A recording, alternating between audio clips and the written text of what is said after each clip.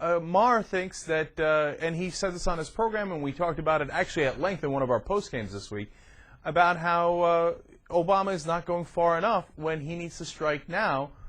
So let's go to clip number 3 here. Do you really think that he may, particularly the president, may be willing to take an unnecessary compromise on this just for some premise of bipartisanship or other reasons? What do you think? Well, I don't know if it's bipartisanship I'm so concerned with as caving into corporations and lobbyists. I mean, the track record so far is not good. You know, we did an editorial on our show Friday night. It was pretty hard-hitting about Obama not putting it on the line and standing up to the energy companies, the healthcare industry, the banks. And previously, when I had criticized Obama in front of my, you've been on our show, our very liberal Southern California audience, they were booing me. You know, my crowd in my studio booing me, which is fine. But on Friday night, I was expecting the boos, and they weren't booing anymore. They were cheering. I think they're getting to the point where they're realizing, yeah, we still like Obama. He's our guy. We're glad he's president. But where's the beef? And it's easy to make speeches. What's hard to do is stand up against corporations. Corporations and their incredible strength are what have ruined this country so far. And this president, we thought, might be the one to stand up to them. I'm losing hope. I still have audacity, but my hope is fading.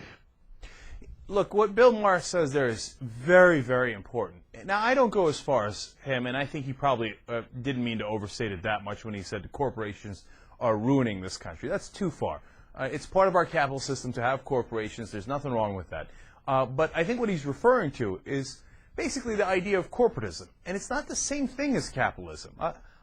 As I say this a million times, I'm a diehard capitalist. I believe in the free market system. I think it works. I think it's the best system.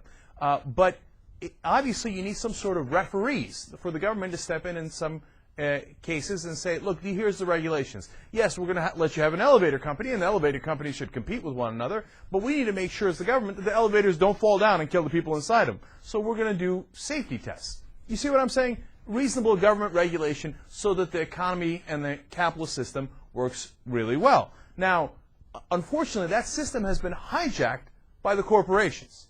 And the Republican Party has turned into not a party that stands for capitalism, but a party that stands for corporatism, just protecting the current corporations and their entrenched power. Because the current corporations, funny enough, are a hell of a lot less capitalistic than we are. Why? Because they don't want the competition. Now, if you're a company that exists already and you have a fair market share, are you going to be worried about the ideals of capitalism? No, you're going to be worried about how much money you can make and by crushing the other guys. And if you can do it with the help of the government, great. And funny enough, Joe Scarborough wrote a really good article about this in Fortune. And he said, look, I think the Republican Party has mistaken our enthusiasm for the free market to mean our enthusiasm for corporations. And that is not the right way to go. And I thought it was a very good point that, funny enough, Scarborough was making.